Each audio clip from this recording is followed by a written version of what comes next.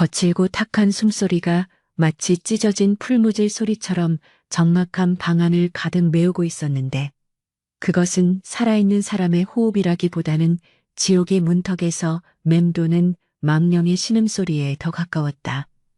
화려하게 수놓인 원앙 금침 위에는 핏기 하나 없이 밀랍처럼 창백한 사내의 얼굴이 덩그러니 놓여 있었고 그 곁을 지키고 앉은 연화의 붉은 활옷은 이 기이하고도 음산한 풍경 속에서 섬뜩할 만큼 선명한 대조를 이루며 마치 피처럼 붉게 타오르고 있었다. 초래청의 왁자지껄한 축복소리 대신 타다 남은 약초 냄새와 죽음의 그림자가 짙게 배어있는 이곳은 오늘 밤 부부의 연을 맺어야 할 신방이 아니라 시신을 염습하기 직전에 빈소와 다를 바가 없었으니 연화는 무릎 위에 올려놓은 식은땀으로 축축하게 젖은 손을 꽉 움켜쥐며 눈앞에 누워있는 자신의 지아비가 될 서준의 가슴팍이 미약하게 남아 오르내리는 것을 그저 멍하니 응시할 수밖에 없었다. 금방이라도 끊어질 듯 위태로운 저 숨줄기가 만약 이 밤을 넘기지 못하고 멈춰버린다면 연화는 홀레복을 입은 채로 소복으로 갈아입어야 할 처지였기에 그녀의 심장은 공포와 연민 그리고 알 수 없는 억울함으로 뒤엉켜 쿵쾅거리고 있었다. 창호지 문 밖에서는 밤바람 소리에 섞여 하인들이 낮은 목소리로 수근거리는 소리가 들려왔는데 직집 저 색시도 참 박복하지. 들어오자마자 초상 치르게 생겼어 라며 혀를 차는 그들의 목소리는 비수처럼 날아와 연화의 가슴에 꽂혔고 그녀는 입술을 깨물며 눈물을 삼켰다. 갑자기 크르륵 꾹 하는 끔찍한 파열음과 함께 서준의 몸이 활처럼 휘어지며 격렬하게 경련하기 시작했는데 허공을 허우적거리는 그의 손가락은 앙상하기가 마치 마른 나뭇가지 같았고 초점 잃은 눈동자가 희번덕거라며 뒤집히는 모습은 가히 공포 그 자체였다. 순간적으로 방 안에 촛불이 일렁이며 그림자가 춤을 추듯 벽면을 휩쓸었고 연하는 비명을 지르고 싶은 충동을 가까스로 억누르며 자기도 모르게 몸을 일으켜 그에게 다가갔다. 이것은 단순한 발작이 아니라 기도가 막혀 질식해가는 위급한 상황임을 직감한 연화는 공포에 질려 뒷걸음질 치는 대신 본능적으로 서준의 상체를 끌어안아 일으켜 세웠고 그의 등을 힘껏 두드리며 막힌 숨을 키워주려 안간힘을 썼다. 서방님, 정신 차리셔야 합니다. 숨을 들이마시세요, 제발. 이라고 외치는 연화의 목소리는 떨리고 있었으나 단호함이 배어 있었고 그녀의 손길은 다급하면서도 정확하게 그의 등을 쓸어내리고 있었다. 서준의 입에서 검붉은 핏덩이와 끈적한 가래가 울컥 쏟아져 나와 연화의 고운 화롯 자락을 더럽혔지만 그녀는 아랑곳하지 않고 자신의 소매로 그의 입가를 닦아내며 계속해서 그의 등을 두드렸고 마침내 그가 후 하며 막혔던 숨을 터뜨리자 그제야 연화는 안도의 한숨을 내쉬며 탈진한 듯 그의 곁으로 주저앉았다. 이 기막힌 상황은 불과 보름 전 아버지의 약값과 집안의 빚을 갚기 위해 중뇌쟁이가 가져온 제안을 받아들이면서 예견된 비극이었을지도 모른다. 기울어가는 가세를 일으키기 위해 그리고 병든 아버지를 살리기 위해 연하는 조선 팔도에서 으뜸가는 명문가인 서대관 댁의 장남에게 시집을 오게 되었으나 그것은 평범한 혼인이 아니라 다 죽어가는 사람을 살리기 위한 미신적인 처방인 액바지 혼례였다. 중매쟁이는 교활한 미소를 지으며 가서 그저 자리만 지키면 된다. 만약 서도령이 잘못되더라도 너는 평생 먹고 사는 걱정 없이 살 수 있을 게다. 라고 가머니서를 늘어놓았지만 연하는 그 말 속에 숨겨진 잔혹한 진실을 이미 알고 있었다. 그녀가 팔려가듯 가마에 오르던 날 어머니는 차마 딸의 얼굴을 보지 못하고 부엌 구석에서 오열했고 아버지는 죄책감에 고개를 들지 못한 채 마당의 흙바닥만 내려다보고 있었으니 꽃가마를 타고 가는 길은 화려했으나 연화의 마음속은 이미 잿더미처럼 타들어가고 있었다. 마을 사람들은 부러움 반 동정 반의 시선으로 그녀를 바라보았으나 그 누구도 이 어린 처자가 짊어져야 할 가혹한 운명의 무게를 대신 들어줄 수는 없었기에 연화는 흔들리는 가마 안에서 입술을 피가 맺히도록 깨물며 살아남겠다. 무슨 일이 있어도 살아서 내 운명을 저주하지 않겠다. 라고 다짐하고 또 다짐했었다. 다시 현재로 돌아와 간신히 호흡을 되찾은 서준은 다시금 의식을 잃고 혼절해 버렸고 연화는 흐트러진 호흡을 가다듬으며 방 안을 둘러보았다. 칠흑 같은 어둠 속에 홀로 켜진 촛불 하나가 위태롭게 흔들리고 있었고 방 안 곳곳에는 병자가 머무는 곳 특유의 퀴퀴하고 눅눅한 냄새가 배어 있어 숨을 쉴 때마다 폐부 깊숙이 우울함이 스며드는 듯했다. 연하는 겹겹이 껴입은 무거운 화롯을 하나씩 벗어던지고 족두리를 내려놓으며 거추장스러운 장신구들을 풀어내렸는데 거울 속에 비친 자신의 모습은 짙은 연지곤지를 찍고 있었지만 눈빛만은 서늘할 정도로 차분하게 가라앉아 있었다. 그녀는 대야에 담긴 물을 적셔 수건을 짠 뒤 서준의 식은 땀으로 범벅이 된 이마와 목덜미를 조심스럽게 닦아내기 시작했는데 차가운 물수건이 닿자 서준의 미간이 살짝 찌푸려지는 것을 보며 연하는 그가 아직 살아있음을, 고통을 느낄 수 있는 인간임을 실감했다. 차라리 죽는 게 편할 것이라 생각하셨습니까? 아니면 저승사자가 벌써 문 앞에 와 계신 겁니까? 라고 나직이 중얼거리는 연화의 목소리에는 원망인지 연민인지 모를 복잡한 감정이 섞여 있었고 그녀는 그의 앙상한 손을 자신의 따뜻한 양손으로 감싸주며 온기를 전하려 애썼다. 새벽이 가까워오자 닭 우는 소리가 멀리서 들려왔고 창호지 문틈으로 푸르스름한 새벽빛이 스며들기 시작했다. 밤새 한숨도 자지 못하고 서준의 곁을 지킨 연화의 눈꺼풀은 천근만근 무거웠지만 그녀는 결코 잠들 수 없었다. 지난밤의 발작 이후 서준의 호흡은 여전히 거칠었지만 맥박은 아주 조금 미세하게나마 안정을 되찾은 듯 보였기에 연화는 이것이 자신의 간절한 염원이 하늘에 닿은 것인지 아니면 그저 죽음이 잠시 유예된 것인지 알 수 없었다. 그때 굳게 닫혀있던 문이 벌컥 열리며 서 대감댁의 안주인이자 시어머니인 조씨 부인이 서슬 퍼런 눈빛으로 들어왔는데 그녀의 뒤에는 험상궂은 표정의 하녀들이 줄지어 서 있었다. 조씨 부인은 방 안의 풍경을 특히 살아있는 아들보다 며느리 연화의 얼굴을 먼저 쏘아보며 차가운 목소리로 밤새 별일 없었느냐 내심 초상을 치를 준비를 하고 왔다만 질긴 목숨이 아직 붙어있는 모양이구나 라고 비아냥거렸다. 그 말은 아들을 걱정하는 어미의 말이 아니라 마치 아들이 죽기를 바라는 혹은 며느리가 불길한 기운을 몰고 왔다고 탓하는 듯한 도끼 어린 말이었기에 연화는 자리에서 일어나 깊이 고개를 숙이면서도 속으로는 섬뜩한 전율을 느꼈다.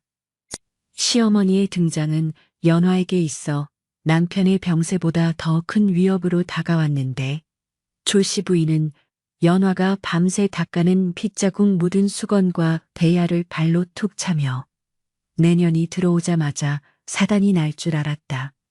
천한 것들은 기운이 드세서 귀한 집 자손을 잡아먹는다더니 내 그 말이 틀린 것 같지 않구나 라며 멸시 어린 폭언을 퍼부었다. 연화는 모욕감에 얼굴이 화끈거렸지만 지금 대들었다가는 쫓겨날지도 모른다는 생각에 송구하옵니다 마님, 밤새 서방님께서 잠시 위독하셨으나 지금은 고비를 넘기시고 주무시고 계십니다. 라고 최대한 정중하고 차분하게 대답했다. 그러나 조씨 부인은 코웃음을 치며 위도, 네가 의원이라도 된다는 말이냐. 쓸데없는 짓 하지 말고 얌전히 방이나 지키거라. 네 역할은 서준이가 숨을 거둘 때 그 곁에 있어주는 것. 그뿐이다. 살리려 들지 마라. 그것은 하늘의 뜻이니라. 라는 이해할 수 없는 말을 남기고는 혹 돌아서 나가버렸다. 문이 닫히는 소리가 쾅 하고 울리자 연화는 다리에 힘이 풀려 주저앉고 말았는데 시어머니의 마지막 말, 살리려 들지 마라는 그 한마디가 귓가에 맴돌며 뼛속까지 시리게 만들었다. 도대체 이 집안에는 무슨 비밀이 숨겨져 있는 것일까? 병든 아들을 살리려 며느리를 들이고서 정작 살리려 하지 말라니. 연화는 떨리는 손으로 서준의 얼굴을 다시 한번 내려다보았다. 창백한 피부 아래 검푸른 혈관이 비쳐 보이고 입술은 바싹 말라 비틀어진 이 남자는 누군가에게는 사랑받는 아들이어야 마땅했으나 지금 이 순간 그는 그저 집안의 흉물 혹은 빨리 치워버려야 할 짐짝 취급을 받고 있는 것 같았다. 연화의 가슴속 깊은 곳에서 뜨거운 분노와 오기가 솟구쳐 올랐다. 가난 때문에 팔려왔고 앵막이 제물로 바쳐진 신세였지만 그녀는 결코 누군가의 죽음을 방관하는 허수아비가 될 생각이 없었다. 어린 시절 시골 의원이었던 외할아버지의 어깨너머로 배웠던 약초 지식과 응급처치법들이 머릿속을 스치고 지나갔다. 그녀는 서준의 손목을 잡고 맥을 짚어보았는데 맥은 미약하고 불규칙했지만 분명히 생기가 남아있었다. 이것은 단순한 폐병이 아니었다. 그의 몸에서 풍기는 냄새 그리고 어젯밤 토해낸 피의 색깔, 시어머니의 기이한 태도까지 모든 것이 무언가 잘못 돌아가고 있음을 말해주고 있었다. 두고 보십시오, 어머니. 그리고 이 집안의 모든 분들, 연화는 서준의 차가운 손을 자신의 뺨에 갖다 대며 나직하지만 강인한 목소리로 맹세했다. 저는 이 사람을 죽게 내버려 두지 않을 것입니다. 제 운명이 과부가 되는 것이라면 저는 그 운명과 싸워 이겨서라도 이 사람을 반드시 살려낼 것입니다. 아침 햇살이 방 안 깊숙이 들어와 먼지 낀 탁자 위를 비추자 연화는 밤새 헝클어진 머리를 단정히 빗어넘기고 옷매무새를 가다듬었다. 이제부터 시작될 하루하루는 서준의 병마와의 싸움이자 이 거대한 저택 안에 도사리고 있는 보이지 않는 적들과의 전쟁이 될 것이었다. 그녀는 탁자 위에 놓인 식어버린 탕약 그릇을 들어 냄새를 맡아보았는데 쓴 냄새 속에 묘하게 역한 단내가 섞여 있음을 감지하고는 미간을 찌푸렸다. 보통의 보약이나 탕약에서는 날 수 없는 맡아본 적 없는 기이한 향이었다. 연화는 그 탕약을 문밖 화단 구석에 몰래 쏟아버리고는 빈 그릇을 들고 부엌으로 향하기 위해 문을 열었다. 문 밖에는 차가운 아침 공기가 그녀를 맞이했고 마당을 쓰는 하인들의 곁눈질이 느껴졌지만 연화는 고개를 꼿꼿이 들고 걸음을 옮겼다. 그녀의 눈빛은 어젯밤에 두려움에 떨던 소녀의 것이 아니라 한 사람의 아내이자 생명을 지키려는 치유자의 그것으로 변해 있었다. 이제 막 시작된 그녀의 신혼생활은 달콤함이라고는 찾아볼 수 없는 가시밭길이었으나 연하의 마음속에는 작은 불씨 하나가 타오르기 시작했으니 그것은 바로 희망이라는 이름의 끈질기고도 강인한 생명력이었다. 창호지에 맺힌 아침, 이슬이 마르기도 전 서준이 깨어났다. 아니, 깨어났다는 표현보다는 고통 속에서 잠시 의식의 수면 위로 떠올랐다는 것이 더 적절할 것이다. 그는 천근만근 무거운 눈꺼풀을 힘겹게 들어 올리며 흐릿한 시야 속에 맺힌 낯선 여인을 바라보았는데 화려한 화롯을 벗고 소박한 무명 저고리를 입은 채 쪽진 머리를 하고 앉아 꾸벅꾸벅 졸고 있는 그녀의 모습은 이 죽음의 냄새가 진동하는 방 안에서 유일하게 생기가 느껴지는 존재였다. 그러나 서준의 메마른 입술에서 나온 첫마디는 감사의 인사가 아닌 날선 비수와 같은 독설이었다. 너는 또 누구냐? 저들이 보낸 저승사자냐? 아니면 내 시신을 거두러 온 염습쟁이냐? 갈라지고 쉰 목소리였지만 그 안에 담긴 저기는 뚜렷했기에 깜짝 놀라 잠에서 깬 연화는 황급히 옷매무새를 가다듬으며 그에게 다가가 무릎을 꿇었다. 깨어나셨습니까, 서방님? 저는 어제 혼례를 치른 연화라 하옵니다. 밤새 고열에 시달리시어 걱정했습니다. 연화가 물수건을 들어 그의 이마를 닦으려 하자 서준은 있는 힘을 다해 그녀의 손을 뿌리쳤고 젖은 수건이 바닥에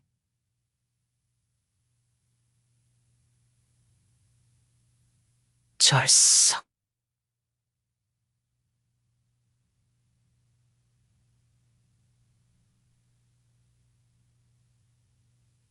절썩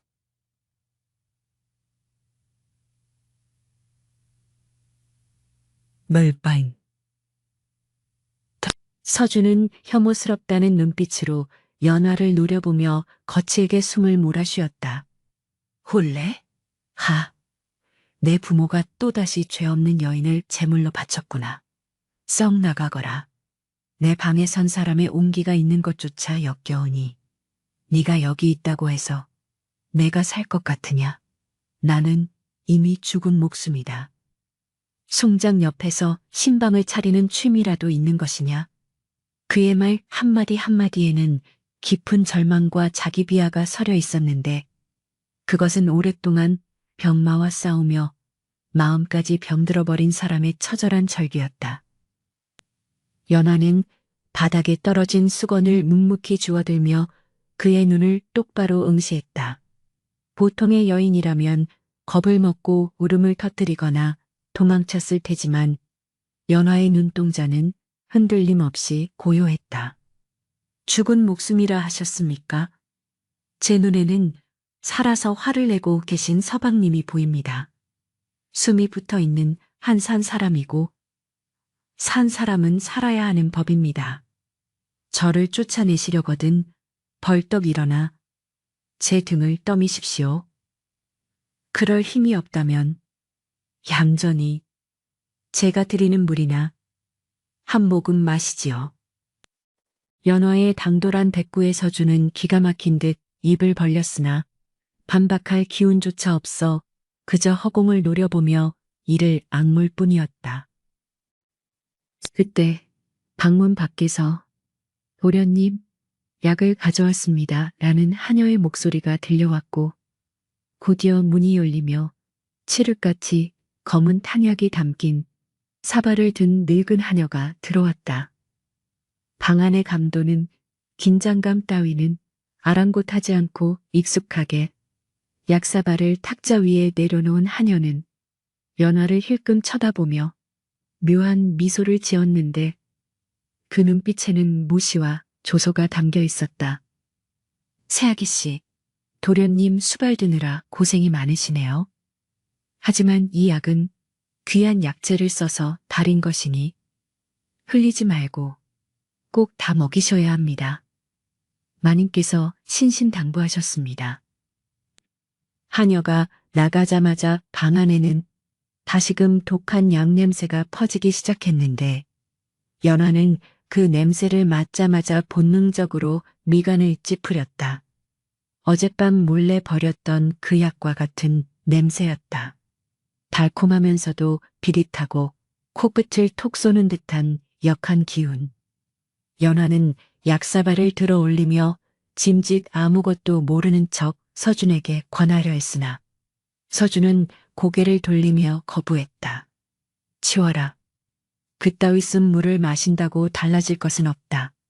몇 년째 마셔왔지만 내 몸은 썩어가고 있을 뿐이야. 연화는 약사발을 내려놓지 않고 숟가락으로 휘휘 저으며 탕야구 침전물을 살폈다.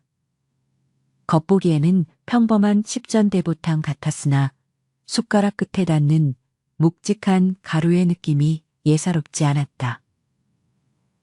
그녀는 어린 시절 산속에서 약초를 캐던 할아버지가 독초와 약초는 한 끗 차이다. 향이 지나치게 달거나 색이 탁한 것은 의심해야 한다 라고 가르쳐 주었던 것을 기억해냈다. 연화는 숟가락에 묻은 약물을 살짝 혀끝에 대보았는데 혀가 마비되는 듯한 알싸한 느낌과 함께 쇠맛이 감돌았다. 순간 등골이 오싹해지며 식은땀이 흘렀다. 이것은 병을 치료하는 약이 아니라 사람을 서서히 말라 죽게 만드는 독, 혹은 서로 상극인 약재를 교묘하게 섞어 만든 사약이나 다름없었다. 연화의 심장이 거세게 뛰기 시작했다. 시어머니의 살리려 들지 말라는 말과 이 약의 정체가 머릿속에서 하나로 맞춰지며 그녀는 이 거대한 저택이 단순한 집이 아니라 치밀하게 설계된 무덤임을 깨달았다. 서준이 마시지 않겠다고 거부한 것은 살고자 하는 본능적인 거부 반응이었을지도 모른다. 연화는 결심을 굳힌 듯 약사발을 들고 일어서며 일부러 발이 걸린 척 비틀거렸다. 앗!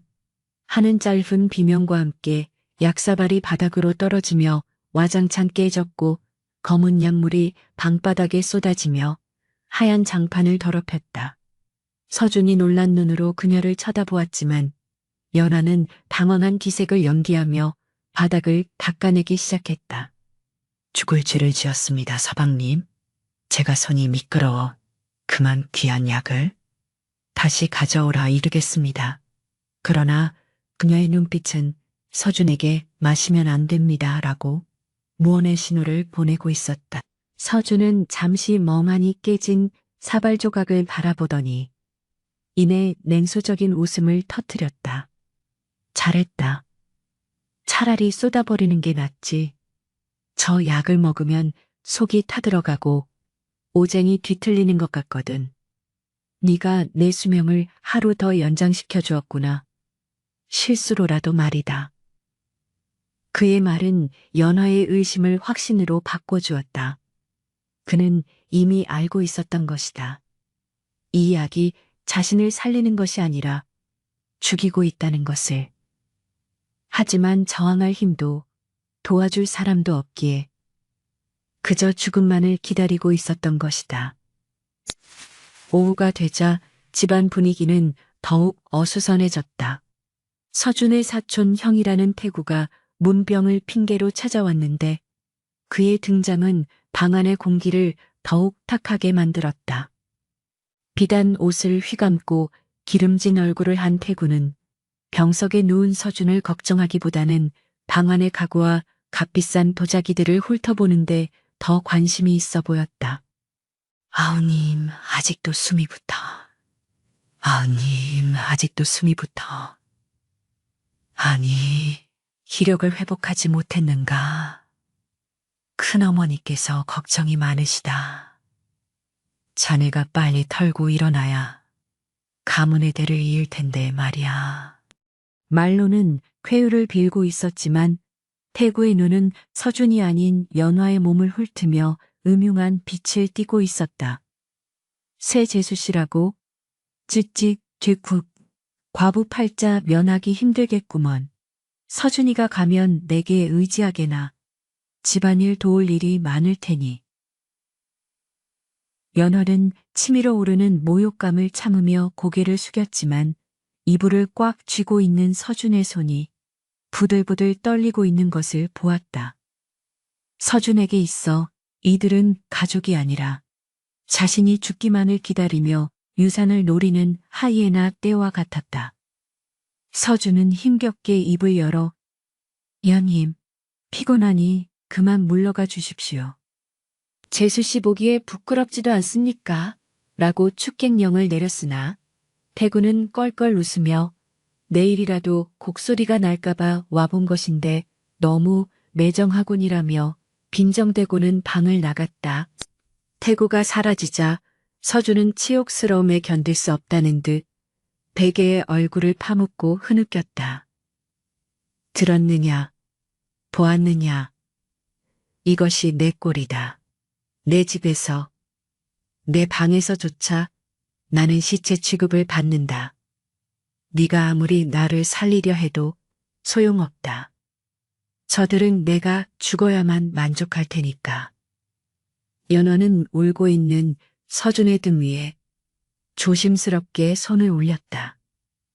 그의 등뼈가 앙상하게 드러나 손바닥을 찌를 듯했다.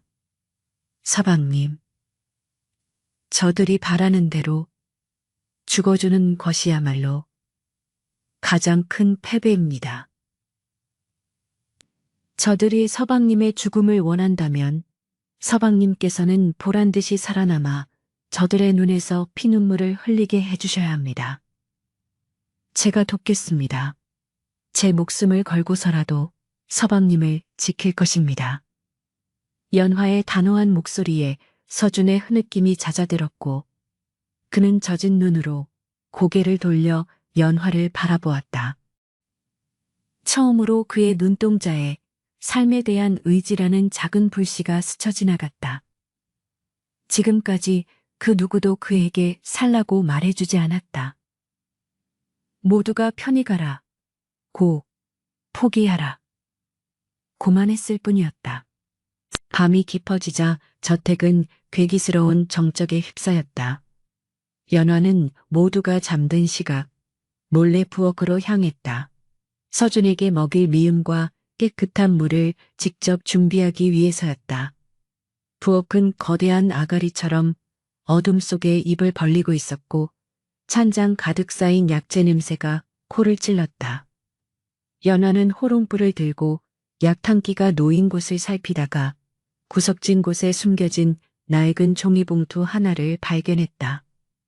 봉투 안에는 거무튀튀한 가루가 들어 있었는데 냄새를 맡아보니 낮에 쏟아버린 탕약에서 나던 그 역한 단내의 원흉이었다. 이것은 부자를 법제하지 않고 쓴 독이거나 아니면 서서히 내장을 굳게 만드는 비소 화합물임이 분명했다. 누군가 매일 다리는 약탕기에 이 가루를 조금씩 섞고 있었던 것이다. 연화는 떨리는 손으로 봉투를 다시 제자리에 놓았다. 증거를 잡았다고 해서 당장 폭로할 수는 없었다. 이 집안의 권력자인 시어머니와 그 친척들이 한 통속이라면 연화가 입을 여는 순간 그녀 역시 쥐도 새도 모르게 사라질 것이 뻔했기 때문이다. 지금은 조용히 내실을 다지며 서준을 회복시키는 것이 급선무였다. 연화는 쌀을 씻어 솥에 앉히고 직접 가져온 말린 대추와 생강을 넣어 묽은 미음을 끓이기 시작했다. 부엌 아궁이에 타오르는 불꽃을 바라보며 그녀는 생각했다. 이 거대한 기와집에는 눈에 보이는 귀신은 없을지 몰라도 탐욕과 증오로 일그러진 산 사람들의 악귀가 득실거리고 있었다. 시어머니 조 씨는 왜 친아들을 죽음으로 내몰고 있는 것일까? 단순히 병약한 아들이 가문의 수치라서 아니면 태구와 같은 반개 친척들의 압박 때문에 혹은 서준이 모르는 출생의 비밀이라도 있는 것일까? 의문은 꼬리에 꼬리를 물었지만 확실한 것은 단 하나였다. 이 집안에서 믿을 사람은 아무도 없으며 오직 그녀만이 서준의 유일한 방패라는 사실이었다. 미움을 쏘 방으로 돌아오니 서준은 식은땀을 흘리며 악몽에 시달리고 있었다. 어머니, 잘못했습니다. 살려주세요. 라고 웅얼거리는 그의 잠꼬대는 연하의 가슴을 후벼 팠다. 얼마나 많은 밤을 공포 속에 떨었을까. 연하는 서준을 깨우지 않고 젖은 수건으로 그의 얼굴을 닦아주며 귓가에 속삭였다. 이제 괜찮습니다. 제가 왔으니 아무도 서방님을 해치지 못합니다. 주무세요. 편안히 주무세요. 그녀의 따뜻한 목소리가 닿았는지 서준의 표정이 조금씩 편안해졌다. 연화는 서준의 머리맡에 앉아 밤을 새울 태세를 갖췄어. 창호지 문 너머로 검은 그림자가 어른거리는 듯 했지만 연화는 더 이상 두렵지 않았다. 그녀는 자신의 품 안에 숨겨둔 은장도를 만지작거렸다. 만약 누군가 이 방에 들어와 서준을 해치려 한다면 그녀는 주저없이 이 칼을 뽑아들 것이다. 비록 팔려온 며느리일지라도 오늘 밤부터 그녀는 이 남자의 아내이자 그를 지키는 호위무사였다. 새벽녘 서준이 눈을 떴을 때 그의 눈에 들어온 것은 밤새 한숨도 자지 않고 곁을 지킨 연화의 모습이었다. 그녀는 숟가락으로 미음을 떠서 식히고 있었다. 일어나셨습니까? 배가 고프실 겁니다. 이것은 제가 직접 끓인 것이니 안심하고 드셔도 됩니다. 독은 없습니다. 오로지 정성만 넣었습니다. 연화가 내미는 숟가락을 바라보던 서준은 잠시 망설이다가 천천히 입을 벌렸다. 따뜻하고 부드러운 미움이 목구멍을 타고 넘어가자 오랫동안 잊고 지냈던 온기가 뱃속에서부터 퍼져나갔다. 그것은 단순히 곡기의 맛이 아니었다. 죽음의 문턱에서 처음으로 맛보는 생명의 맛이었다.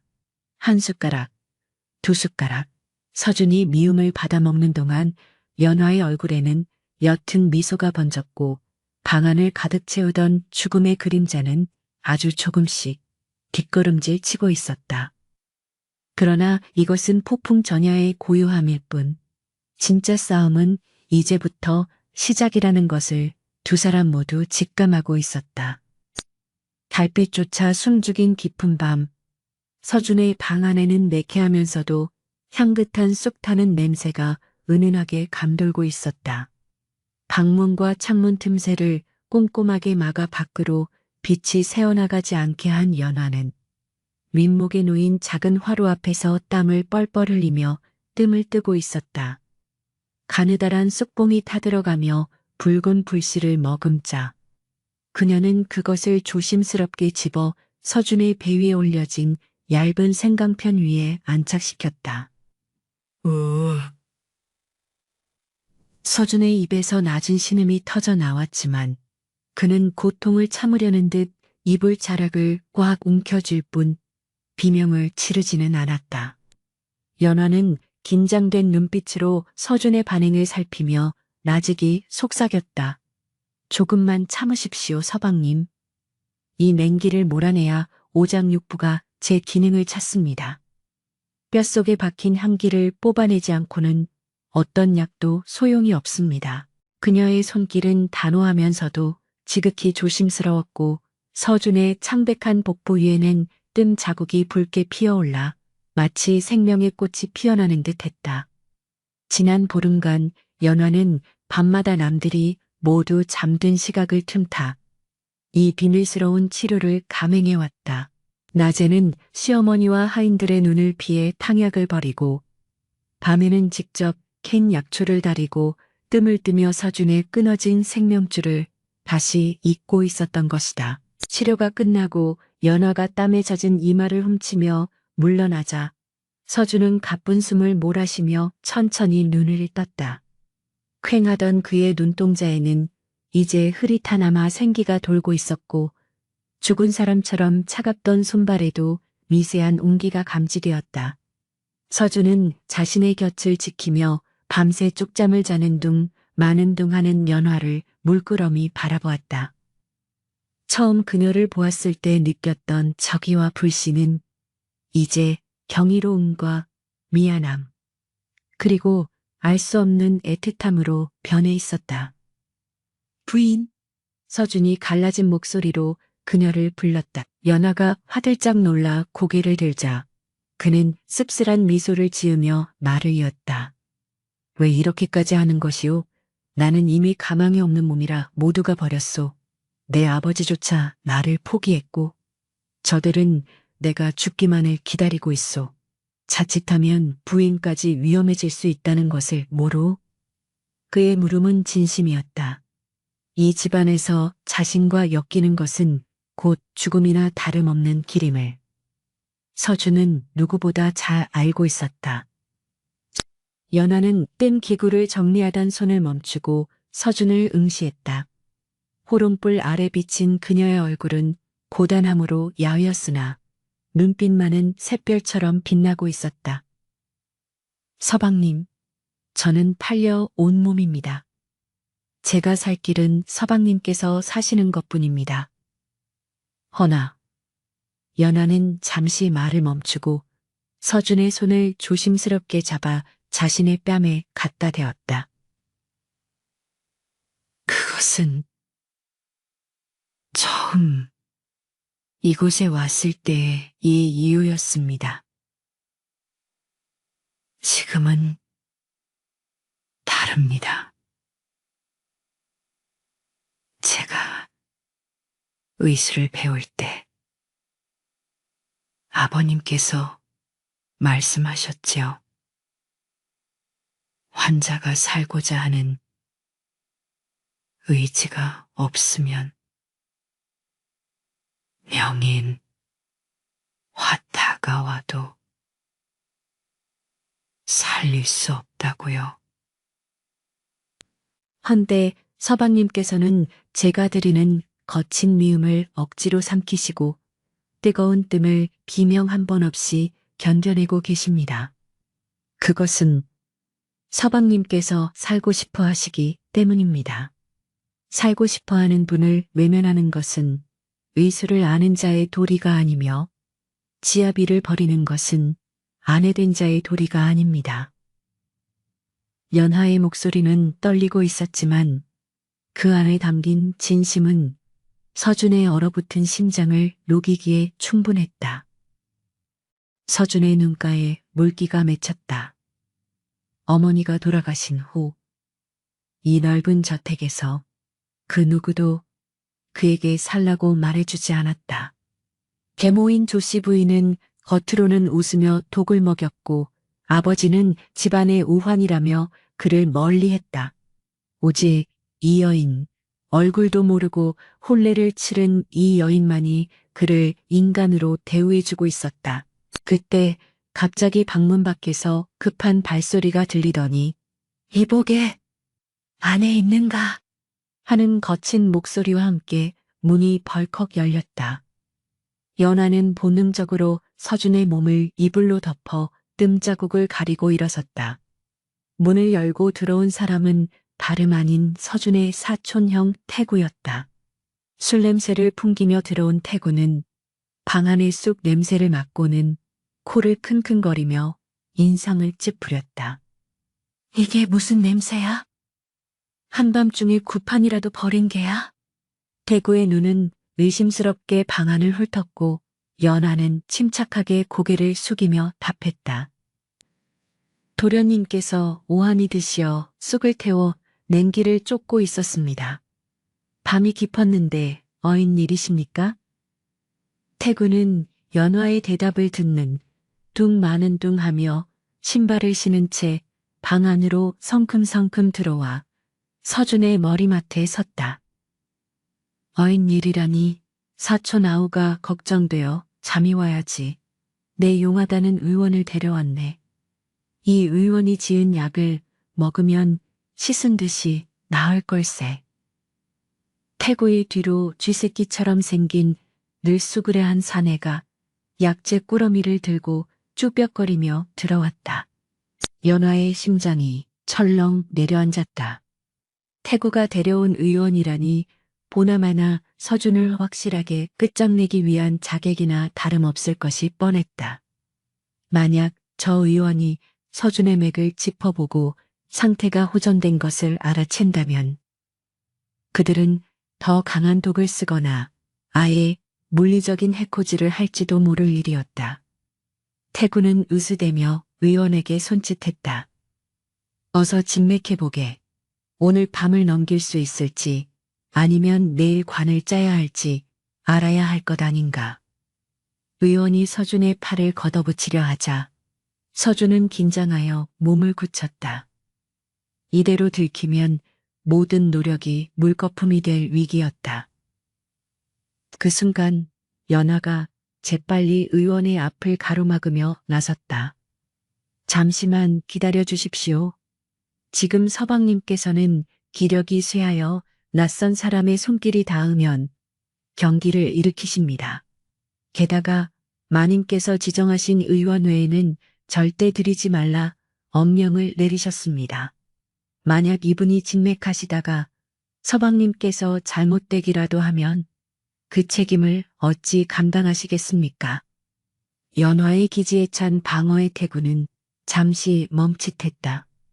집안의 실세인 조씨 부인의 이름을 들먹이자 그도 함부로 할 수 없었던 것이다.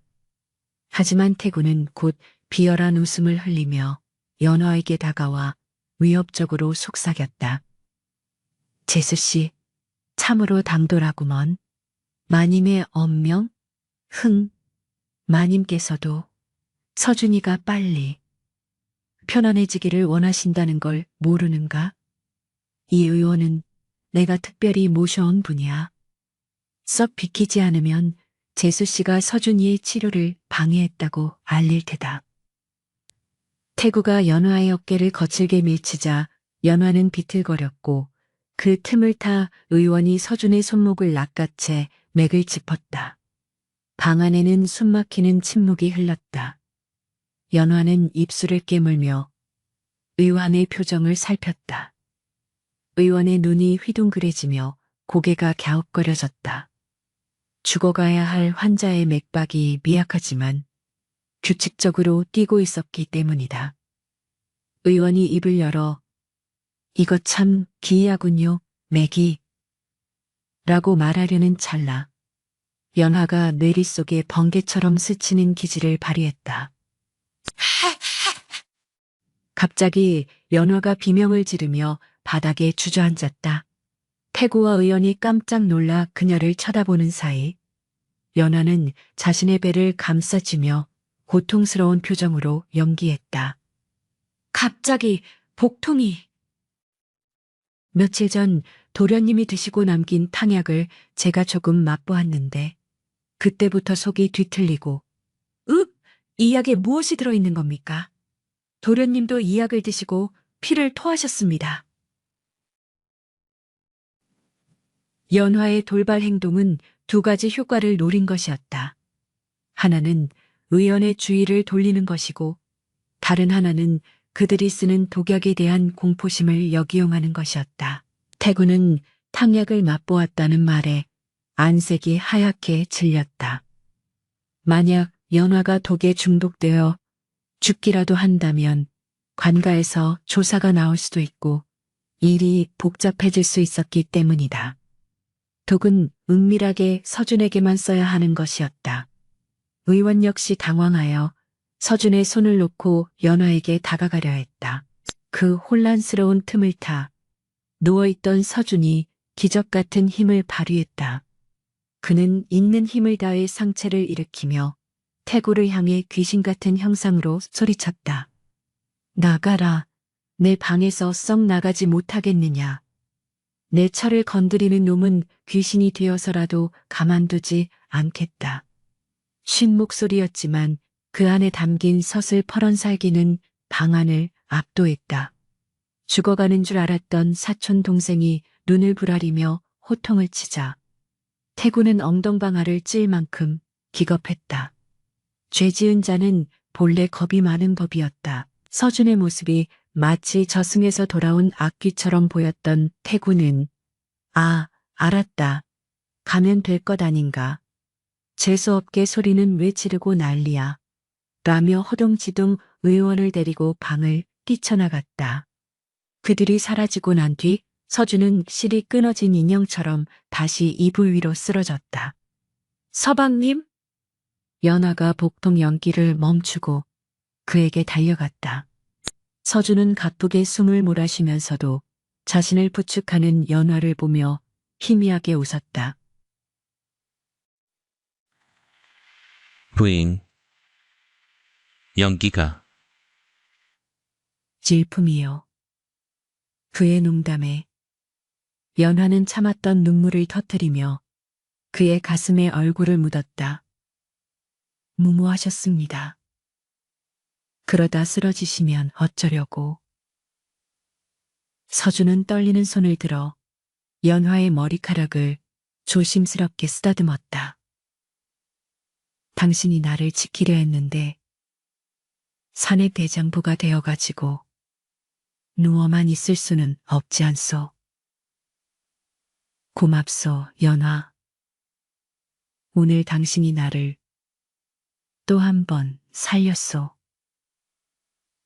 그날 밤의 소동은 두 사람 사이에 보이지 않는 벽을 완전히 허물어뜨렸다.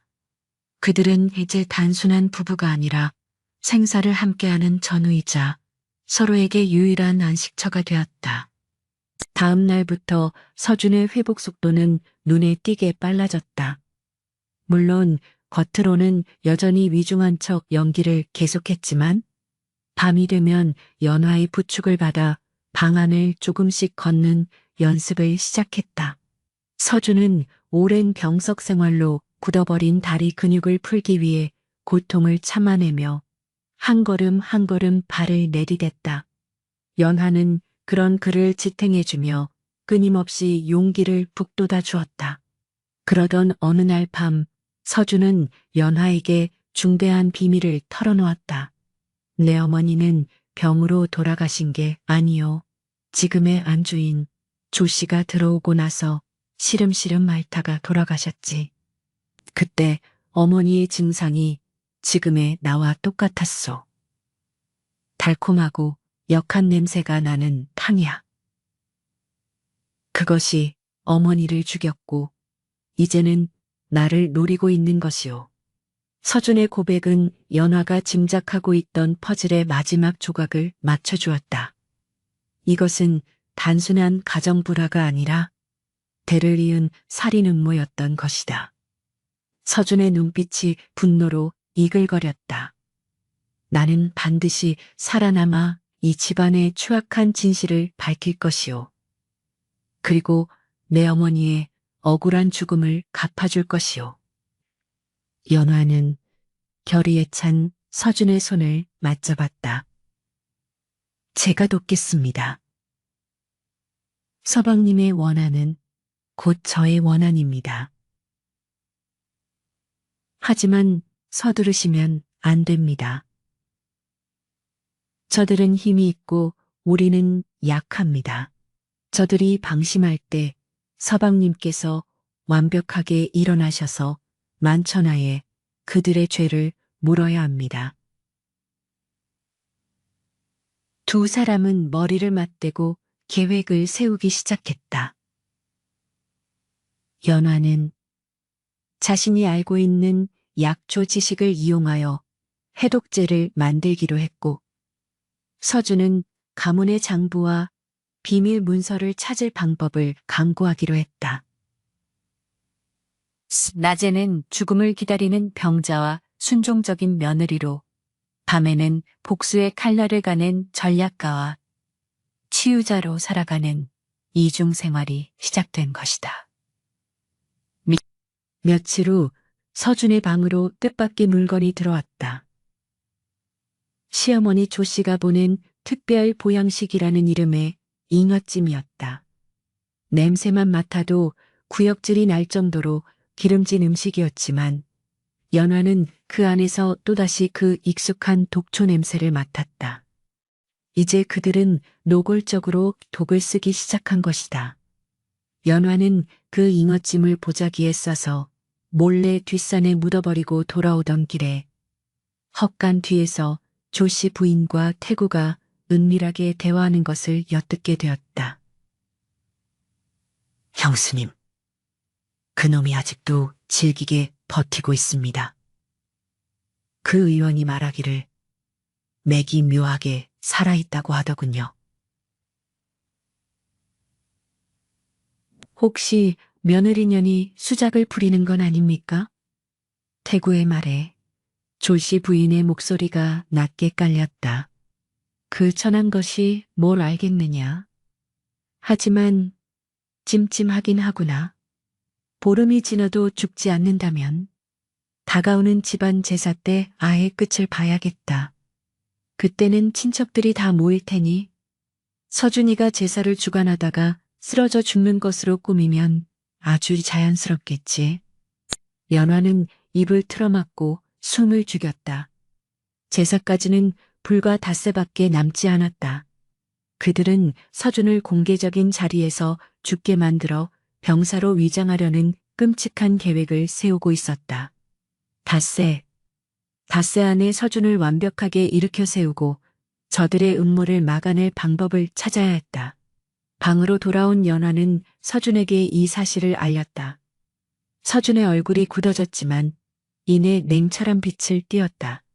닷새라, 오히려 잘 되었소.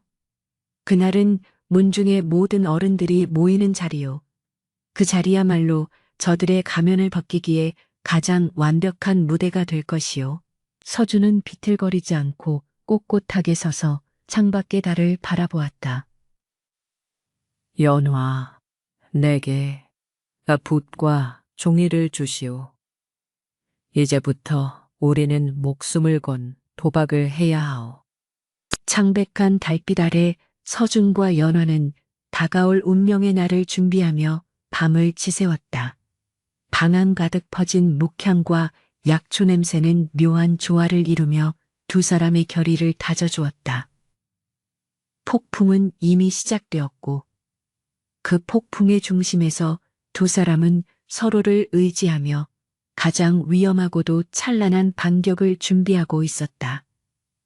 결전의 날인 문중시제가 다가왔다.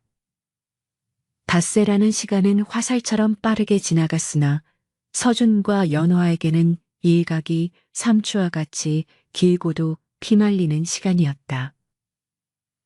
그 닷새 동안 연화는 서준의 몸 안에 쌓인 도끼를 땀으로 배출시키기 위해 밤낮 없이 그를 간호했고 서준은 뼈를 깎는 고통을 참아내며 굳어진 사지를 움직여 걷는 연습을 반복했다.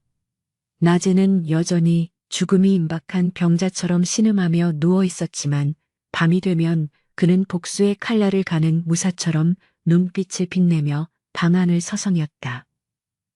연화는 시어머니 조 씨가 서준에게 먹이려 했던 독이 든 식재료들과 약지거기들을 몰래 모아두었고 그것들이 독이라는 것을 증명할 의학적 근거들을 머릿속으로 수없이 되뇌며 정리했다. 저택 안에는 팽팽한 긴장감이 감돌았다. 하인들 사이에서도 서도령이 이번 제사를 넘기지 못할 것이라는 소문이 파다하게 퍼져 있었고 조씨 부인과 태구는 이미 승리감에 도취되어 장례 절차를 논의하는 듯한 기색마저 비쳤다. 마침내 날이 밝았다. 가문의 조상들을 모시는 사당 앞 넓은 마당에는 이른 아침부터 문중의 어른들과 친척들이 구름처럼 모여들었다. 흰 도포를 입은 노인들의 엄숙한 표정과 제사상에 오르는 향 냄새가 어우러져 마당은 무겁고 장엄한 분위기를 자아냈다. 조씨 부인은 화려한 비단, 옷을 입고 손님들을 만나며 가증스러운 연기를 펼치고 있었다. 아이고, 우리 서준이가 몸만 성했어도 직접 어르신들을 맞이했을 터인데 오늘 제사에 참여나 할 수 있을지 모르겠습니다. 효성이 지극하여 기어이 나오겠다고 고집을 피우니 완. 그녀는 옷소매로 눈가를 훔치는 신용을 하며 친척들의 동정심을 자극했고 사람들은 저런 계모라 해도 친어미보다 낫구먼. 서대감댁의 불행이 끊이지를 않는구려 라며 혀를 찼다. 태구는 그 곁에서 짐짓 침통한 표정을 지으며 사방을 경계하고 있었는데 그의 눈은 서준이 나타날 사랑채 쪽을 향해 조바심을 내고 있었다. 오늘이야말로 서준을 자연스럽게 제거하고 자신이 양자로 입적되어 가문을 차지할 수 있는 절호의 기회였기 때문이다. 장선! 서준 도령 입장하시오! 집내관의 외침이 울려 퍼지자 사랑채 문이 열리고 연하의 부축을 받은 서준이 모습을 드러냈다. 사람들의 시선이 일제히 두 사람에게 쏠렸다. 서준은 창백하게 분칠을 한 얼굴에 힘없이 고개를 숙이고 있었고 걸음을 옮길 때마다 위태롭게 비틀거려 보는 이들의 안타까움을 자아냈다. 연하는 고개를 깊이 숙인 채 서준을 온몸으로 떠받치고 있었는데 그녀의 손은 서준의 팔을 꽉 움켜쥐고 있었다. 그것은 그를 지탱하기 위함이기도 했지만 서준에게 지금입니다. 조금만 더 참으십시오라는 무언의 신호를 보내는 것이기도 했다. 마당을 가로질러 제단 앞에 서기까지의 그 짧은 거리가 마치 첫 밑길처럼 느껴졌다. 조씨 부인은 입가에 비릿한 미소를 띠며 서준을 바라보았다. 그래. 조금만 더 버티거라. 네가 술잔을 올리고 쓰러지는 순간 모든 것이 끝난다. 그녀의 눈빛은 탐욕으로 번들거렸다.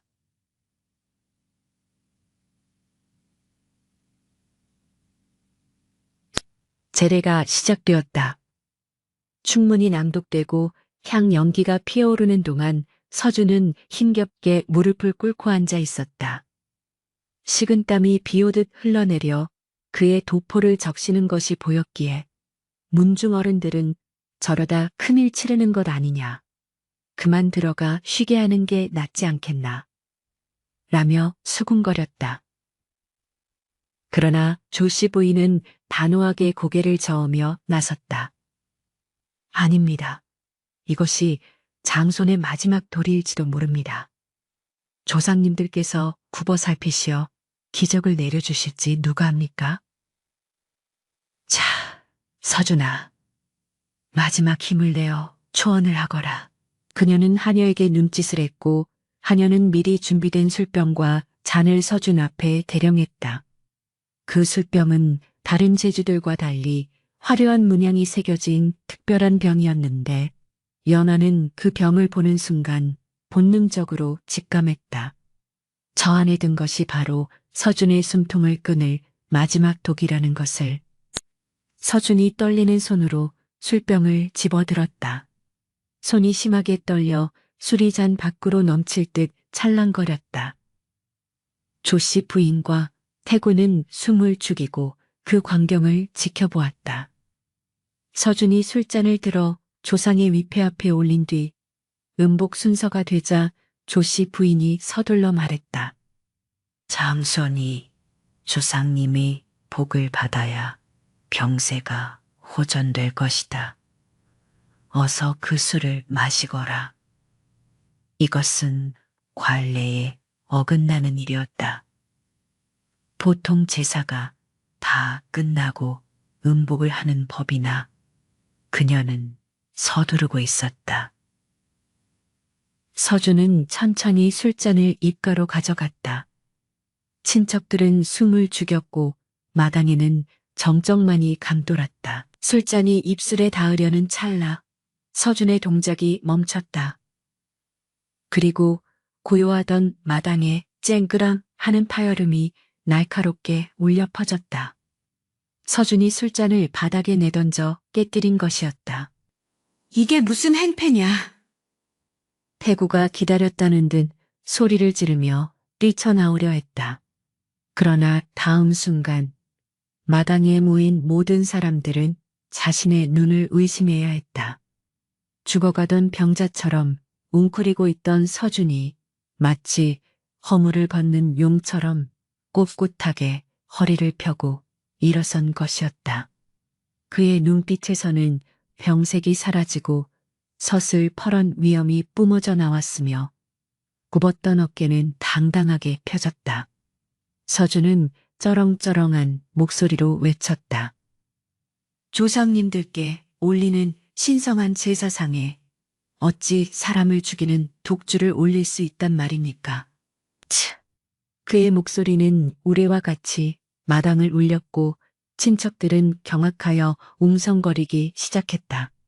조씨 부인은 안색이 하얗게 질려 뒷걸음질 쳤지만 이내 도끼를 품고 소리쳤다. 네, 이놈, 네가 기어이 미쳤구나. 병마가 뇌를 파먹더니 이제는 어미를 모함하고 제사를 망치려 드는구나. 여봐라, 저 미친놈을 당장 끌어내라. 하인들이 우왕좌왕하마 다가오려 하자 연화가 서준의 앞을 막아섰다. 그녀는 품속에서 미리 준비해둔 보자기를 꺼내 바닥에 펼쳤다. 보자기 안에는 검게 변한 은수저와 말라 비틀어진 잉어찜, 그리고 정체를 알 수 없는 가루약 봉지가 들어있었다. 멈추십시오. 서방님께서는 미치신 것이 아닙니다. 이 물건들이 바로 증거입니다. 연화의 당당한 외침에 사람들이 주춤했다.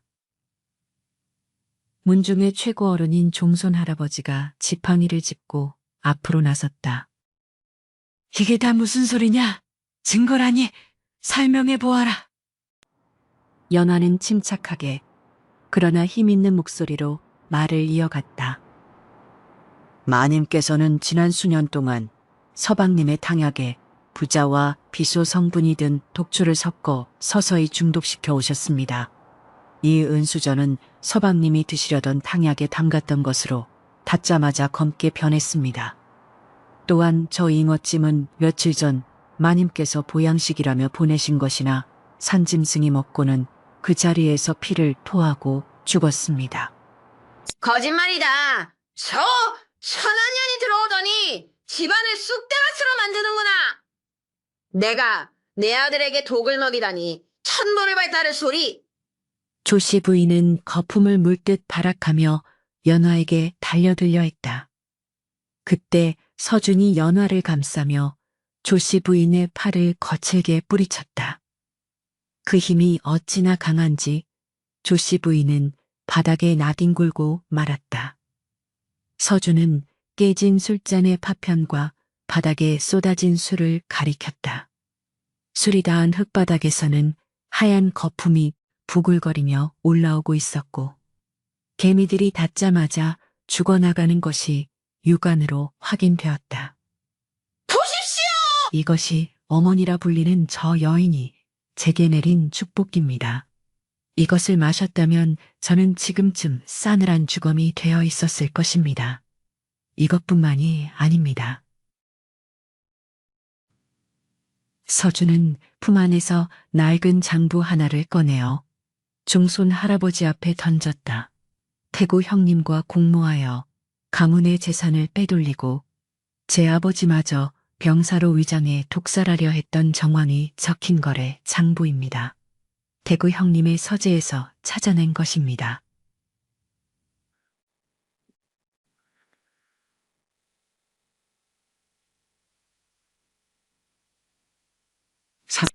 모든 시선이 태구에게 쏠렸다. 태구는 사색이 되어 벌벌 떨다가 털썩 주저앉았다. 아, 아닙니다. 저는 모릅니다. 다 큰어머니가, 조씨 아주머니가 시킨 일입니다. 저는 그저 시키는 대로 했을 뿐입니다. 태구의 비겁한 자백은 결정타였다. 조씨 부인은 믿었던 조카의 배신에 충격을 받은 듯 멍하니 그를 바라보다가 이내 광기 어린 웃음을 터뜨리기 시작했다. 하하하, 그래, 내가 그랬다. 왜, 내 아들은 서출이라 천대받고 너 같은 병약한 놈이 장손이라고 모든 것을 차지하는 꼴을 내 눈으로 보고만 있으란 말이냐. 네 놈도 네 어미를 따라 진작에 죽었어야 했다.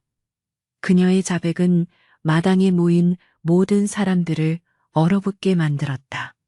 그것은 어머니의 탈을 쓴 악귀의 절규였다. 종손 할아버지는 분노로 수염을 떨며 지팡이로 바닥을 내리쳤다. 이런 천인공노할 일이 있나. 가문을 능멸하고 인륜을 저버린 죄 결코 용서할 수 없다. 여봐라. 당장 저 페르나드를 포박하여 관하로 넘겨라. 문중의 건장한 청년들이 달려들어 조씨 부인과 태구를 제압했다. 조씨 부인은 끌려가면서도 서준과 연화를 향해 저주를 퍼부었다. 두고 보자. 내 귀신이 되어서라도 너희를 가만두지 않을 것이다. 그러나 서준은 눈 하나 깜짝하지 않고 차가운 눈빛으로 그녀를 응시했다. 가서 죗값을 치르십시오. 그리고 다시는 이 집안에 발을 들이지 마십시오. 당신이 뿌린 독은 이제 끝냈습니다. 소란이 가라앉고 죄인들이 끌려나가자 마당에는 무거운 침묵과 함께 안도감이 감돌았다. 서준은 그제야 긴장이 풀린 듯 휘청거렸다. 연화가 황급히 그를 부축했다. 서방님, 괜찮으십니까? 서준은 연화의 손을 잡고 그녀를 바라보았다. 그의 이마에는 땀방울이 맺혀 있었지만 표정은 그 어느 때보다 평온해 보였다. 그는 연화의 손을 놓지 않은 채 문중 어른들을 향해 다시 한번 정중하게 고개를 숙였다. 심려를 끼쳐드려 죄송합니다. 하지만 오늘 제 아내 연화 덕분에 저는 목숨을 건졌고 가문의 명예를 지킬 수 있었습니다. 이 사람은 저의 생명의 은인이자 이 집안의 진정한 며느리입니다. 서준의 공표에 사람들의 시선이 연화에게로 향했다. 처음에는 동정과 멸시의 시선으로 보던 그들이 이제는 경외와 존경의 눈빛으로 그녀를 바라보고 있었다.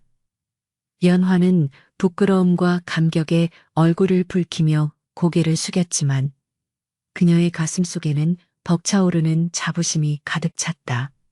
팔려온 액바지 신부가 아니라 당당한 한 가문의 안주인으로서 인정받는 순간이었다. 종손 할아버지가 다가와 서준의 어깨를 두드리며 말했다. 장하다. 정말 장해. 네가 살아 돌아온 것만으로도 조상님들께서 기뻐하실 게다. 그리고 새아기. 자네의 지혜와 용기가 우리 가문을 살렸네. 내 오늘 일은 결코 잊지 않으마. 칭찬과 격려가 쏟아지는 가운데 서준과 연화는 서로를 마주보았다. 그들의 눈빛 속에는 지난 험난했던 날들에 대한 회한과 함께 이겨냈다는 전후회, 그리고 깊은 사랑이 담겨 있었다. 봄바람이 불어와 제단 위의 향연기를 흩트려 놓았다. 마치 그동안 집안을 오가매고 있던 묵은 저주가 씻겨 나가는 듯 했다. 서준은 연화의 손을 더욱 꽉 잡았다. 그의 손은 이제 차갑지 않았다. 뜨거운 피가 도는 살아있는 사람의 온기가 연화의 손바닥을 통해 심장까지 전해져 왔다. 그러나 모든 것이 끝난 것은 아니었다. 망가진 가문을 다시 일으켜 세우고 상처 입은 사람들의 마음을 치유하는 일은 이제부터 시작이었다. 하지만 두 사람은 두렵지 않았다. 죽음의 문턱까지 함께 다녀온 그들에게 더 이상 넘지 못할 산은 없어 보였다. 햇살이 마당 가득 쏟아지며 두 사람의 어깨를 따뜻하게 감싸 안았다. 그것은 긴 겨울이 끝나고 마침내 찾아온 진정한 봄의 시작이었다. 서준은 마음속으로 어머니를 불렀다. 어머니, 이제 편히 쉬십시오. 제가, 그리고 저희 아내가 이 집을 지키겠습니다. 매서운 북풍이 몰아치던 긴 겨울이 지나고 서대감댁의 높은 담장 너머로 따스한 봄바람이 불어오기 시작했다. 겨우내에 얼어붙었던 기와 지붕의 눈이 녹아 처막 끝으로 맑은 물방울이 되어 똑똑 떨어지는 소리는 마치 이 집안에 다시 찾아온 생명의 리듬처럼 경쾌하게 들렸다. 한때 죽음의 그림자가 짙게 드리워져 근처를 지나는 사람들조차 코를 막고 피해가던 흉흉한 저택은 이제 활짝 열린 대문 사이로 하인들의 활기찬 웃음소리가 새어나오는 생동감 넘치는 공간으로 탈바꿈해 있었다. 마당 구석구석에 쌓여있던 묵은 먼지와 음산한 기운은 깨끗이 쓸려나갔고 그 자리에는 연화가 심어놓은 꽃나무 묘목들이 파릇파릇한 새순을 틔우며 싱그러운 향기를 뿜어내고 있었다.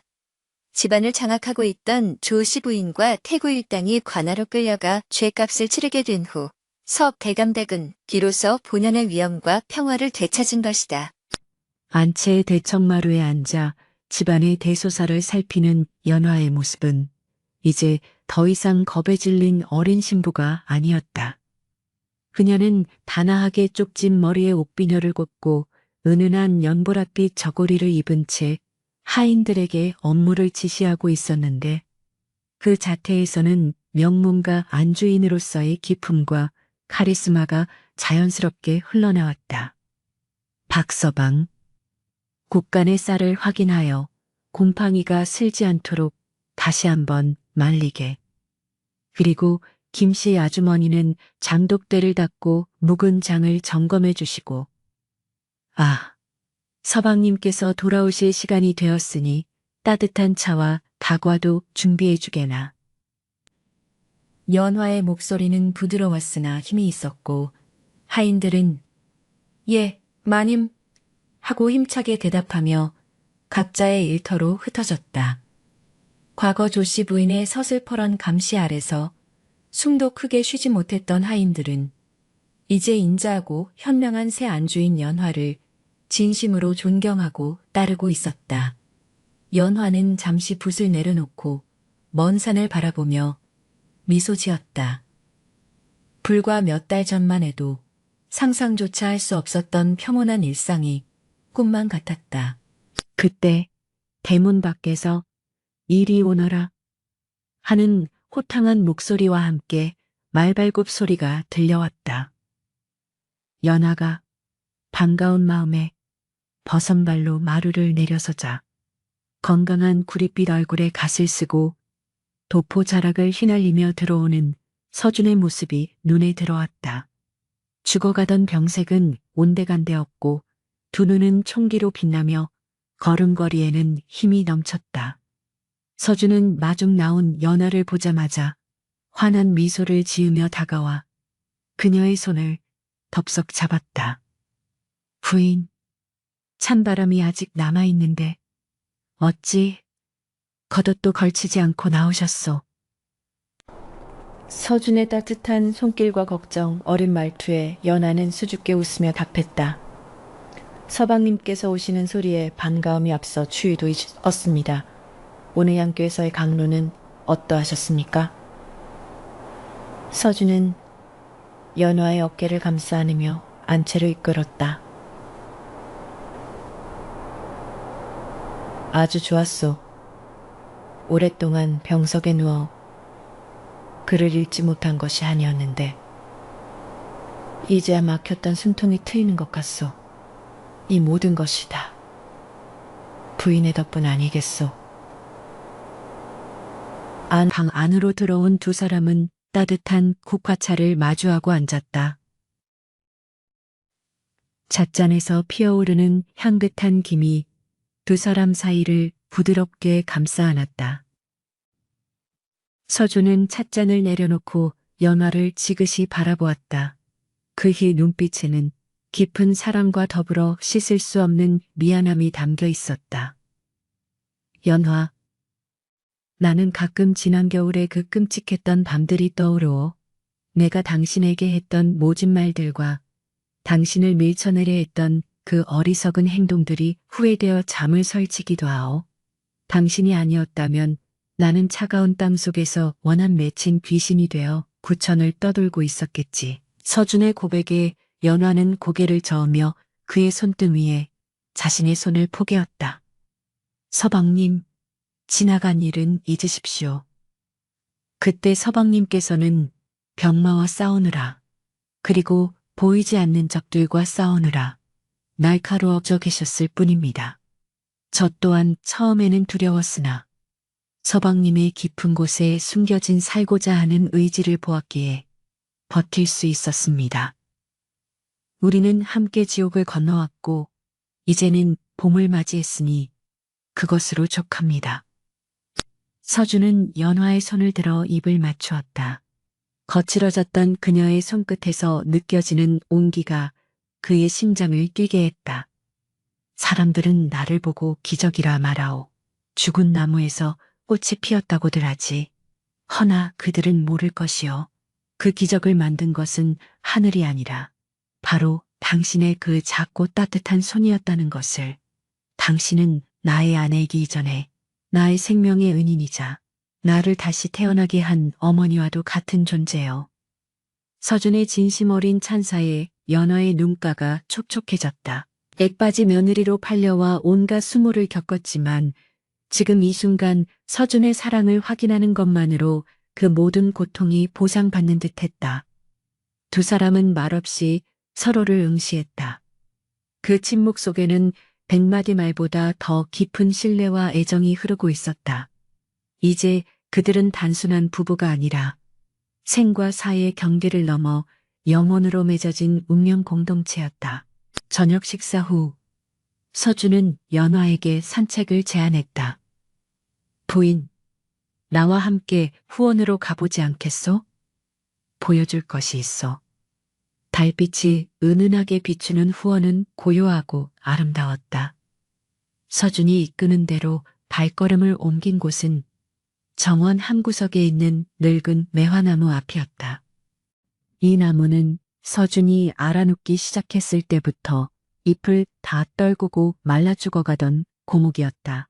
사람들은 서준의 명운이 다했음을 상징하는 흉물이라며 베어버리려 했지만 연화가 긋고 말려 남겨두었던 나무였다. 그런데 놀랍게도 그 말라 비틀어졌던 가지 위에 팝콘처럼 하얀 매화 꽃망울이 터져나와 있었다. 달빛을 받아 하얗게 빛나는 매화꽃은 어둠 속에서도 고고한 자태를 뽐내며 은은한 향기를 내뿜고 있었다. 보시오, 연화. 죽은 줄 알았던 고목에 꽃이 피었어. 서준이 감격에 젖은 목소리로 말했다. 연화는 꽃을 어루만지며 탄성을 질렀다. 어머나, 정말 기적입니다. 지난 겨울 내내 앙상한 가지만 남아서 혹독한 추위를 견뎌내더니 기어이 이렇게 아름다운 꽃을 피워냈군요. 서준은 연화의 뒤에서 그녀를 부드럽게 껴안았다. 이 나무는 꼭 나를 닮았어. 그리고 당신을 닮았지. 춥고 어두운 긴 터널을 지나 마침내 이렇게 생명을 피워낸 우리 두 사람의 모습 말이요. 당신이 매일 밤 내게 뜸을 뜨고 약을 다리며 불어넣어준 그 정성이 이 나무에도 다 봄을 불러온 것이 분명하오. 서준은 매화꽃 한 송이를 꺾어 연화의 머리에 조심스럽게 꽂아주었다.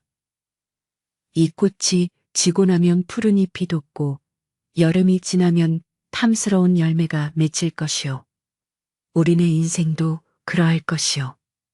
이제 다시는 당신의 눈에서 눈물이 흐르게 하지 않겠소. 내 남은 생은 오로지 당신을 지키고 사랑하는 데 바치리다. 연화는 서준의 품에 기대어 밤하늘의 달을 올려다 보았다. 둥근 달이 두 사람을 환하게 비추고 있었다. 서방님, 저는 바라는 것이 없습니다. 그저 이렇게 매일 아침 서방님과 눈을 맞추고 서방님께서 지어주시는 밥을 함께 먹고 밤이면 서로의 온기를 느끼며 잠드는 것. 그 평범한 하루하루가 제게는 가장 큰 행복입니다. 서준은 그녀를 더 꽉 안으며 속삭였다. 약속하오. 검은 머리가 팥뿌리가 될 때까지, 아니, 다음 생에서도 당신만을 찾아내어 사랑하겠소. 두 사람의 그림자가 달빛 아래 하나로 포개졌다. 바람에 날린 매화 꽃잎이 그들 위로 논처럼 흩날리며 축복을 내려주었다. 그 밤, 신방의 촛불은 꺼지지 않고 타오르며 두 사람의 진짜 첫날 밤을 밝혔다.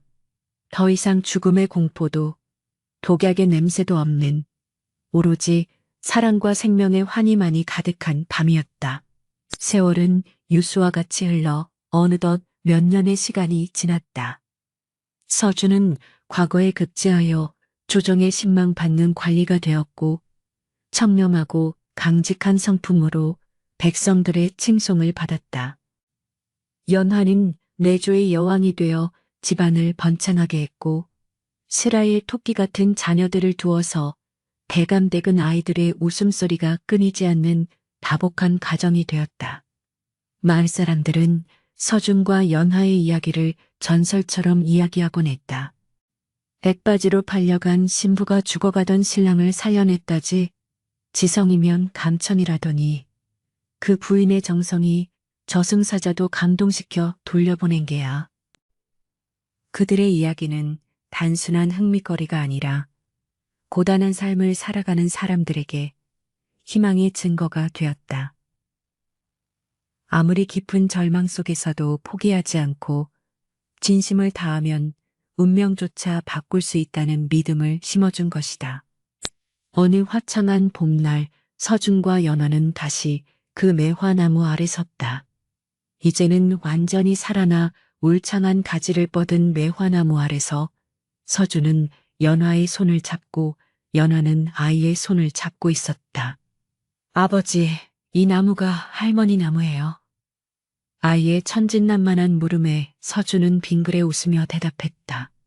그래, 이 나무는 우리 가족을 지켜주는 수호신이란다. 그리고 네 어머니가 아버지를 살려낸 증거이기도 하지. 연화는 부끄러운 듯 미소 지으며 서준을 바라보았다.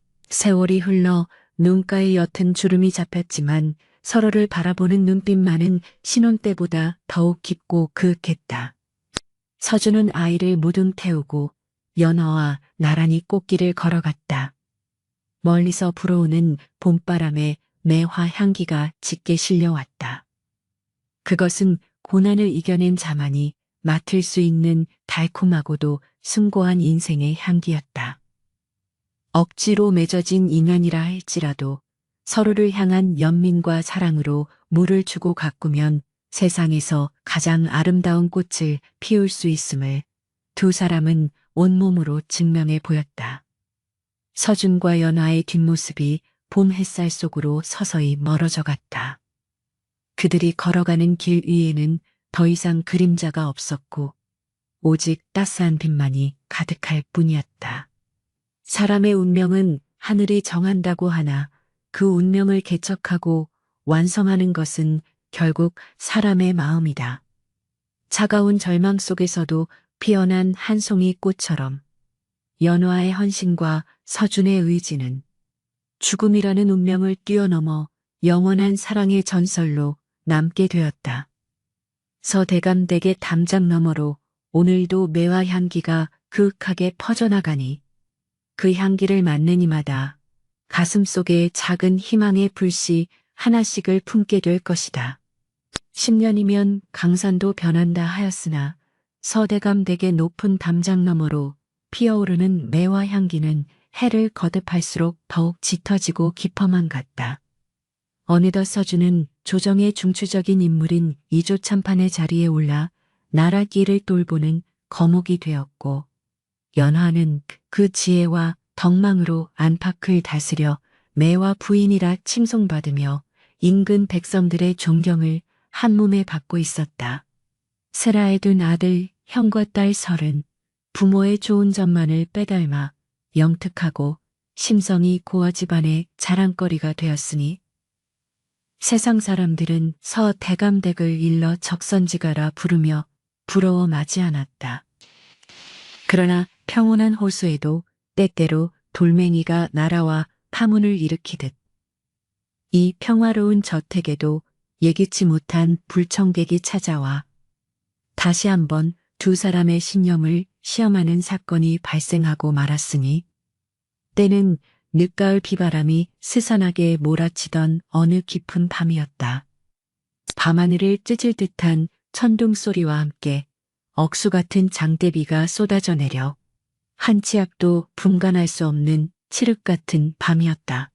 서준은 늦은 시간까지 서재에 남아 상소문을 검토하고 있었고, 연화는 안채에서 아이들의 잠자리를 살피며 바느질을 하고 있었다. 타탁 타탁 빗소리에 섞여 대문을 두드리는 희미한 소리가 들려왔으나 거센 바람 소리에 묻혀 처음에는 그저 나뭇가지가 흔들리는 소리인 줄로만 알았다. 하지만 이내 살려주시오. 누구 없소. 하는 가냘픈 신음소리가 대문 틈을 파고들자 예민한 감각을 지닌 연화가 바늘을 멈추고 고개를 들었다. 여봐라, 밖에 누가 온 것 같으니 나가보아라. 연화의 지시에 사랑채를 지키던 늙은 하인 박서방이 등불을 들고 투덜거리며 대문으로 향했다. 이 야밤에 어떤 미친놈이 남의 집 대문을 두드린단 말인가. 귀신이라도 나온 게야? 박서방이 빗장을 풀고 대문을 삐그덕 열자 들이닥치는 비바람과 함께 웬 남루한 행색의 노인이 흙탕물 속에 처박히듯 쓰러져 있는 모습이 드러났다. 노인은 누더기 옷을 걸치고 있었고 온몸은 불덩이처럼 뜨거웠으며 입가에는 거품을 물고 있었다. 박서방이 기겁하며 뒷걸음질 쳤다. 아이고, 이보시오. 여기서 죽으면 안 돼요. 썩 일어나지 못해? 박서방이 노인을 흔들었으나 노인은 물 중 이라는 말만 되뇌며 정신을 차리지 못했다.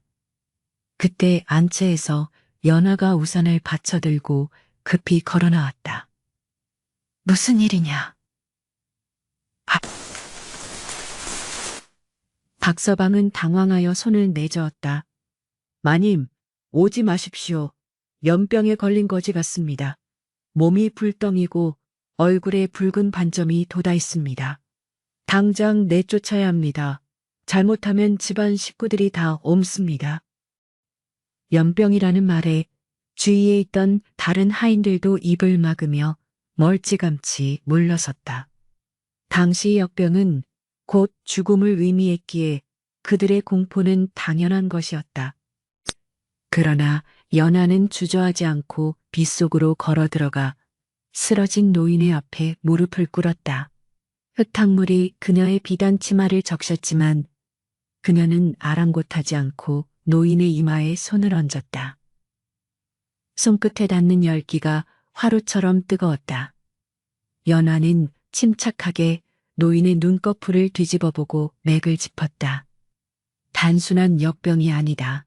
오랫동안 굶주리고 산길을 헤매다 독초에 스치고 한기에 노출되어 생긴 음독성 열병이다. 전염되는 것이 아니니 두려워 말거라. 연화의 단호한 목소리에도 하인들은 추벽거리며 다가오지 못했다. 그때 서재에서 나온 서준이 이 광경을 목격하고 성큼성큼 다가왔다. 무슨 소란이냐? 서준의 위험 있는 목소리에 하인들이 귀를 터주었다. 서준은 흙바닥에 무릎을 꿇고 노인을 살피는 연화를 보며 잠시 놀란 표정을 지었으나 이내 상황을 파악하고는 박서방에게 호통을 쳤다. 사람이 죽어가는데 구경만 하고 있느냐. 당장 이분을 사랑채로 모셔라. 그리고 따뜻한 물과 마른 옷을 준비해라. 주인 어른의 불호령이 떨어지자 그제야 하인들이 움직여 노인을 업고 사랑채로 들어갔다. 방 안에 노인을 눕히고 젖은 옷을 벗기자 앙상하게 드러난 갈비뼈와 상처투성이인 몸이 드러났다. 연하는 익숙한 솜씨로 침통을 꺼내고 약재를 준비했다. 서준은 수건을 짜서 노인의 몸을 닦아주며 연화의 처방을 도왔다. 10년 전 죽어가던 자신을 살려내던 연화의 그 모습이 겹쳐 보이며 서준의 가슴이 뭉클해졌다.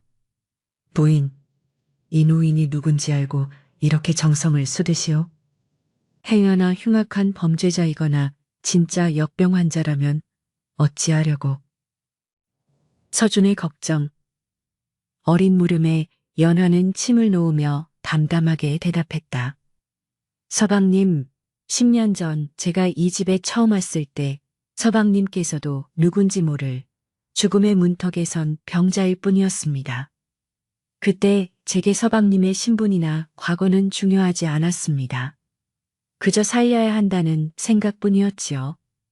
의술을 배운 자가 환자를 가려받으면 그것은 장사치지 의원이 아닙니다. 연화의 말에 서준은 부끄러움과 동시에 깊은 존경심을 느꼈다. 그는 아무 말 없이 연화의 손을 잡아주며 곁을 지켰다. 밤새도록 연화는 노인의 곁을 떠나지 않고 탕약을 다려 먹이고 땀을 닦아내며 간호했다. 새벽녘이 되자 노인의 거친 숨소리가 조금씩 잦아들고 열이 내리기 시작했다. 고비를 넘긴 것이다. 연화는 그제야 안도의 한숨을 내쉬며 이마의 땀을 훔쳤다. 서준은 피곤에 지친 연화를 위해 어깨를 주물러주며 말했다. 고생했소. 부인의 손길은 정말이지 죽은 사람도 살려내는 약손인가 보. 두 사람은 마주보고 미소를 지으며 잠시 눈을 붙였다. 다음 날 아침 노인이 정신을 차리고 깨어났다. 그는 낯선 천장을 바라보며 어리둥절해하다가 자신을 간호하고 있는 연화와 서준을 보고는 황급히 자리에서 일어나려 했다. 이곳이 어디입니까? 제가 어찌하여? 서준이 부드럽게 그를 만류했다. 아직 기력이 쇠하시니 누워 계십시오. 저희 집 대문 앞에 쓰러져 계신 것을 모셔왔습니다. 노인은 서준과 연화의 얼굴을 번갈아 보더니 눈시울을 붉히며 고개를 숙였다.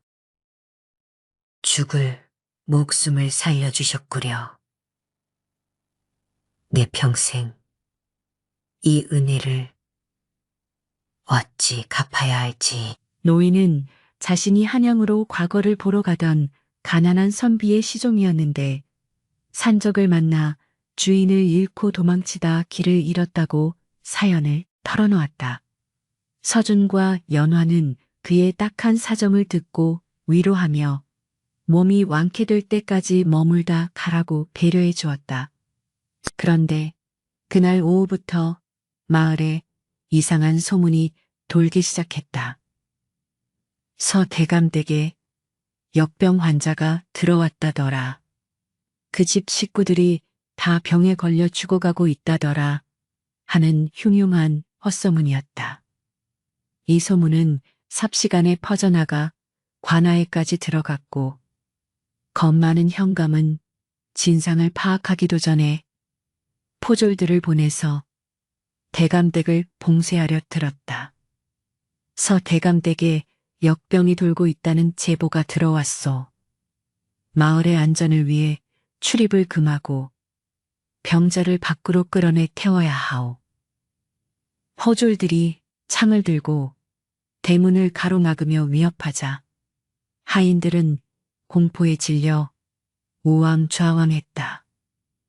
연화가 나서서 해명하려 했으나 현감은 멀찍이서 코를 막고 소리만 질러댈 뿐이었다.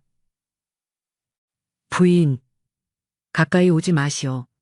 역병 옮기면 책임질 거요. 어서 그 거지를 끌어내시오. 그때 대문이 활짝 열리며 서준이 관복을 갖춰 입고 위풍당당하게 걸어 나왔다. 그의 서슬퍼런 기세에 포졸들이 주춤하며 뒷걸음질 쳤다. 현감, 이 무슨 무례한 짓인가.